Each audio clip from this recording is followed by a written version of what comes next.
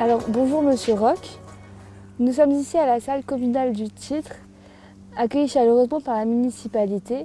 C'est une ville que vous chérissez ayant été maire pendant 36 ans. Alors notre projet, ça a pour but de recueillir les souvenirs de la vie quotidienne de personnes qui ont vécu à Ville et dans les alentours. Alors pour cela, on interroge des témoins ayant vécu à cette période. Nous aimerions avec vous comparer la vie à la campagne par rapport à la ville. Nous allons aborder les thèmes tels que le ravitaillement, l'éducation, les loisirs, les moyens de communication, l'occupation allemande et des événements historiques importants. Alors tout d'abord, quel âge avez-vous pendant la guerre? Moi, j'avais 14 ans en 40. D'accord. Je suis né en 1926, j'avais donc 14 ans en 40. J'avais 13 ans la déclaration de guerre en 39, 40, et en 40 j'avais donc 14 ans. J'en ai aujourd'hui 90. Donc nous allons d'abord vous parler du ravitaillement. Du ravitaillement? Oui. Oui, mais pendant la guerre, si vous voulez, le ravitaillement, tout de suite, en campagne comme dans les villes, nous avons été, si vous voulez, soumis à des régimes de distribution de tickets de ravitaillement. Ces tickets concernaient en principe tous les aliments qui servaient, on peut dire habituellement, à la vie courante, la nourriture d'abord, ce qui compte principalement c'est la nourriture. Alors, les tickets étaient livrés par la mairie, pour 1 mois ou 3 mois, je ne me souviens plus très bien, mais toutes les denrées principales étaient, si vous voulez, attribuées par des tickets qui étaient délivrés par la mairie et qui nous permettaient d'aller chez les marchands ambulants ou le boulanger, le boucher, tous les, on peut dire, les commerçants du coin ne pouvaient distribuer normalement qu'avec des tickets. Donc en principe, on ne pouvait pas avoir plus de ravitaillement qui nous était attribué. D'accord. Ça, c'était un ordre, on peut dire, principal. Et Sauf qu'à la campagne, on avait la chance à la campagne, peut-être, je complète, parce qu'en dehors des villes, on avait quand même à la campagne, on avait un jardin, on avait de l'élevage, on avait des lapins, on avait des poules, on avait des œufs, et un jardin, avec le jardin, on avait des légumes. Hein. Bon, ça ne se faisait pas tout seul, mais ça permettait quand même, si vous voulez, d'aller bien au-delà des doses de ravitaillement qui nous étaient attribuées. Hein. Voilà. comment pensez-vous que les gens vivaient à la campagne pendant la Deuxième Guerre mondiale? Alors je pense que c'était assez spartiate. Comment est-ce que les gens vivaient à la campagne? Je pense très chichement évidemment.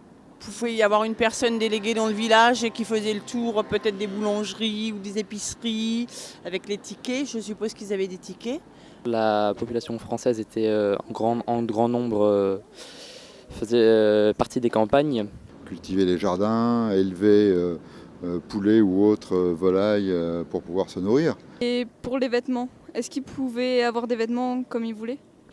Je pense pas trop. Après, les vêtements, c'est pareil. C'était peut-être des gens plus aisés qui en donnaient à certaines associations et ces vêtements étaient redistribués selon la nécessité de certains foyers. Pour les vêtements, je pense que c'était un peu la même chose que pour l'alimentaire.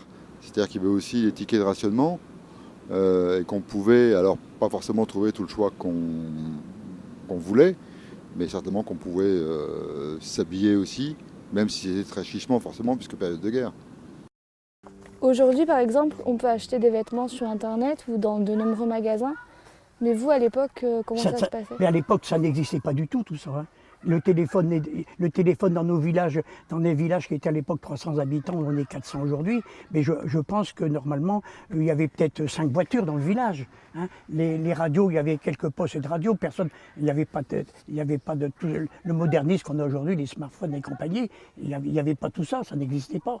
Il fallait faire avec, on faisait avec, et ça allait quand même à peu près bien, parce que les moyens de communication étaient assez quand même au ralenti, mais on s'y faisait. Hein.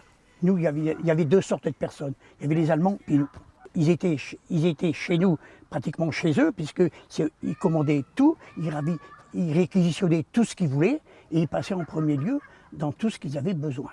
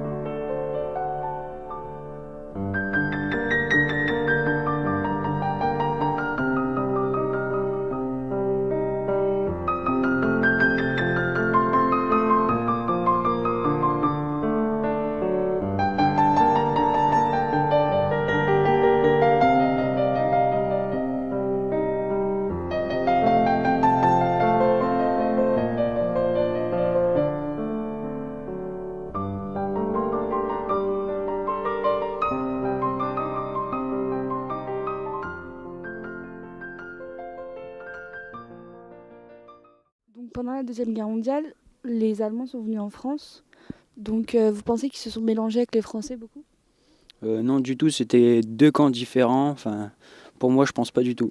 Ça a fait beaucoup de dégâts et je pense que les gens étaient terrorisés avec la venue des Allemands, tout ça.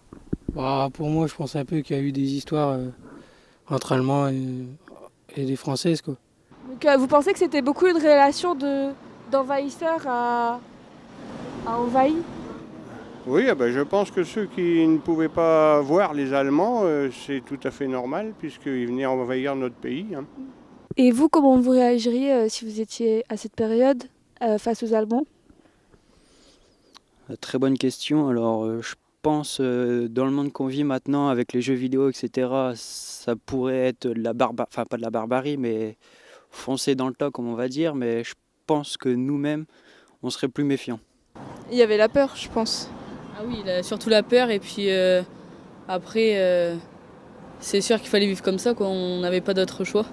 Et donc, notre témoin habitait à la campagne. Est-ce que vous pensez que à la campagne, c'était différent de la ville par rapport aux Allemands ? Ah oui, je crois. Je crois, parce que les Allemands s'implantaient toujours dans les grandes villes et pour occuper soit les grandes maisons pour faire les commandatours, mais en campagne, non, un peu moins quand même. Alors aujourd'hui, les programmes scolaires sont libres. J'imagine que pendant la guerre, les professeurs devaient faire attention à ce qu'ils disaient. Surtout, il ne fallait surtout pas, si vous voulez, s'avancer dans tout ce qui était allemand. Il fallait écarter tous les sujets qui étaient donc, il y la avait guerre. Quand même une forme de censure. La guerre. Tout ce qui était la guerre, il ne fallait pas en causer. Parce qu'on était les vaincus à l'époque, soi-disant. C'est vrai quand même. Hein. Ils avaient gagné la guerre, malheureusement, nous, on l'avait perdue. Donc ils étaient les maîtres incontestés, et sur lesquels et contre lesquels il ne fallait surtout pas s'aventurer. Et du coup, vous, à l'école primaire du titre et tout, qu'est-ce que vous étudiez ? Vous aviez des il y avait les programmes plus ou moins comme aujourd'hui, mais les programmes officiels qui sont donnés par l'Académie. Hein. C'est des programmes qui étaient tous les programmes qui existaient en France, quoi. Vous savez, à un degré près, c'était tous les programmes officiels qui étaient respectés, comme plus ou moins aujourd'hui. Hein. Mais ils n'étaient pas gérés par les Allemands, les programmes. Ah non, les Allemands ne s'occupaient pas de notre éducation, de notre instruction. Hein. Eux, c'était militaire. Tout ce qui était militaire et tout ce qui correspondait à leurs besoins. On a besoin de nourriture et puis de matériel et compagnie. Voilà. À partir de ça, ils étaient maîtres du reste. Et puis nous, ben, on se débrouillait, les petits comme les grands. Hein. Et est-ce que il y avait plus de liberté à la campagne, par exemple, vu qu'il y avait moins de monde? Je pense pas. Je pense que les gens, même à la campagne, ils devaient avoir peur et ils devaient respecter quand même les règles, même si c'était la campagne. Moi, je pense qu'on était plus libre à la campagne. Après, je sais pas énormément, mais moi, je pense que oui, on était plus libre en campagne qu'en ville, quoi. Donc pour conclure, vous pensez qu'il était plus facile de vivre à la campagne pendant la guerre qu'à la ville? Oui, c'était surtout le ravitaillement. Hein, c'était ça. Le ravitaillement, ça compte beaucoup. Hein. Vous savez, quand vous vous levez au matin et que vous n'avez rien à manger, ou bien que vous n'avez qu'une tartine et puis vous savez que vous n'en aurez pas avant le lendemain. Quoi faire, comment? Pour tâcher de récupérer quelque chose. Hein, quoi faire, comment? Avec qui? Pour essayer de récupérer. Et on en est là. Alors, à la campagne, bon, il y avait toujours quelque chose. On peut dire, pas toujours très en abondance, quoi. Hein, mais en ville, ceux qui n'avaient pas, vous savez, en ville, ceux qui étaient en ville et puis qui n'avaient pas de relation. Donc c'était plus difficile en ville d'avoir ce qu'on voulait? Ben, en ville, vous n'avez pas de jardin, vous ne pouvez pas faire d'élevage, vous n'avez rien. Et les Allemands, ils étaient plus présents en ville? Ah, oui, ben, non, nous, on voyait beaucoup plus les Allemands dans les villages là, comme nous. En ville, ils ne voyaient pas les Allemands comme nous. Nous, les Allemands, quand une division, je vous le disais tout à l'heure, revenait justement en repos, on les voyait tous les jours, ils étaient chez nous. En ville, vous ne les voyez pas, ça. Ils se logeaient à la campagne? Oui, bien sûr. Non, puis ils avaient du grand pour, si vous voulez, se remettre en forme, pour faire des entraînements et tout ça. En ville, il n'est pas question. Puis moi, je vous dirais, c'est la première fois, depuis toujours, qu'aujourd'hui, j'ai la chance de causer avec vous un peu de tous ces états-là. Ça m'est jamais, c'est la première fois que ça m'arrive. Ça nous fait plaisir. Non, mais oui, ça me fait non, je l'ai dit à ma fille. Hein, et bon, maintenant, parce que c'est encore enregistré là, oui. Ah oui, ça marche toujours. Non, mais c'est vrai, parce que vous savez, parce qu'autrement, on n'en parle pas. On n'en parle pas, on n'en parle jamais. Et puis je crois que c'est un peu partout pareil. Mais c'est important d'en parler quand même. Oui, c'est important. Je vous dis aujourd'hui, ce qu'il faut transmettre. Je pense qu'on va pouvoir couper là. Merci d'avoir répondu à nos questions. Voilà. Et d'être venu aujourd'hui.